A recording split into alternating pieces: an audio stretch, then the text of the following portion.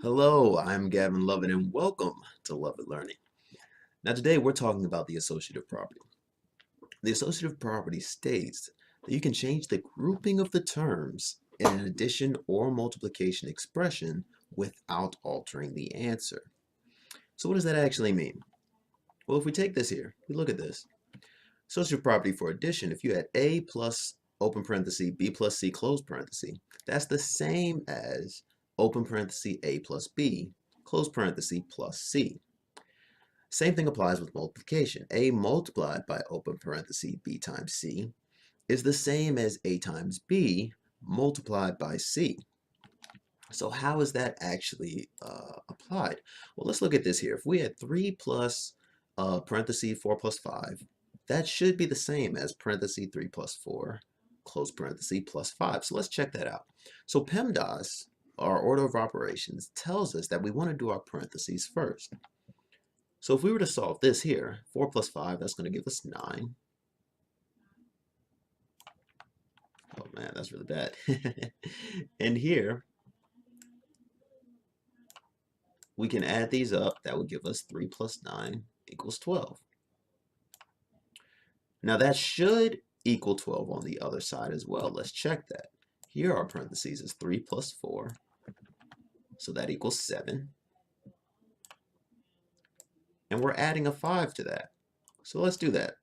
7 plus 5, what does that actually equal? You guessed it, it equals 12. So as you can see, our associative property is correct in this instance, saying that we can change the groupings of our terms. Now let's look at the multiplication. We've got 3 multiplied by parentheses 4 times 5. And same thing on the other side, 3 times 4 multiplied by 5. So again, we want to do our parentheses first. 4 times 5 equals 20. And we want to multiply that by a 3. Maybe I'll do it like that. Goodness. Can't draw on this thing at all. That's terrible. Let's erase that real quick.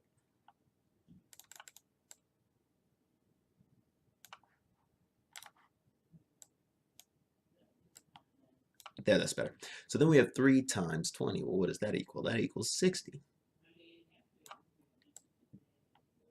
So now we've got 60 on one side. We should get 60 on the other side. 3 times 4 equals 12. Very good. And 12 multiplied by 5 is in fact going to give us 60. So as you can see, when we change the groupings, we don't actually change our answer. So how can you apply the associative property? Well, let's practice. And here I want you to pause the video and see if you can combine our terms or solve these, what I want to say, before I do it. So pause the video here and go ahead and do that. Okay, so hopefully you paused it, tried to solve them, and we're going to work through them now. So our associative property tells us we can change our grouping. So as we see here, we have 3x plus 15 added to 25 plus 4x. Now our two groupings, we can't actually combine those terms. We can't combine a variable with an integer. But our associative property says, since it's all addition, we can actually change our groups. So if we were to do that, as a matter of fact, I'm going to do this. This is so much easier. We could then rewrite it as 3x plus 4x plus 15 plus 25. So because of our associative property, we can actually group our variables together and group our integers together. This will allow us to solve. So 3x plus 4x equals 7x, and 15 plus 25 equals 40. So that expression simplified is 7x plus 40. All right, let's try and do the other side. Now this one's a little different, and this is a problem that I've actually seen a couple of times and gave a couple of people some problems. So 20 divided by 2 multiplied by 5 plus 5. Now your first instinct may say, okay, well if I distribute this 2 to the 5s, I'll get 10 plus 10. 10 plus 10 is 20. 20 divided by 20 is 1. However, thanks to our associative property, we can actually see that's not the case. So 20 divided by 2. The only way to get 20 divided by 2 in multiplication form would be 20 multiplied by 1/2. So if we have 20 multiplied by 1/2, we want to bring down our parentheses as well. That's going to be multiplied by 5 plus 5. Now for simplicity's sake, I'm going to go ahead and solve the parentheses rather than distributing. So we're going to bring that down, and it's going to be 20 multiplied by 1/2 multiplied by 10.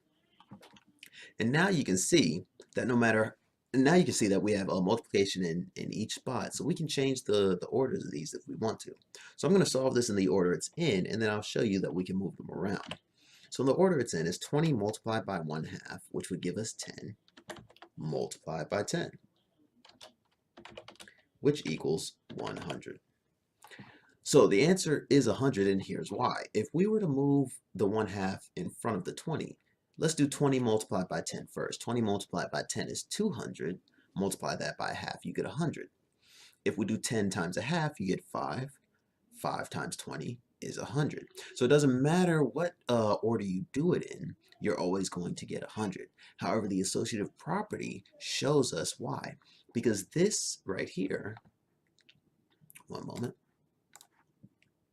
this right here is actually 20 multiplied by 1/2. And if you can figure that out, then you can solve that easily. So I hope this was helpful for you. I hope this explained the associative property for you. If so, please leave a like and a comment in the comment section below. And check out lovettlearning.com for more videos. I'm Gavin Love, and I'll see you next time. Take care.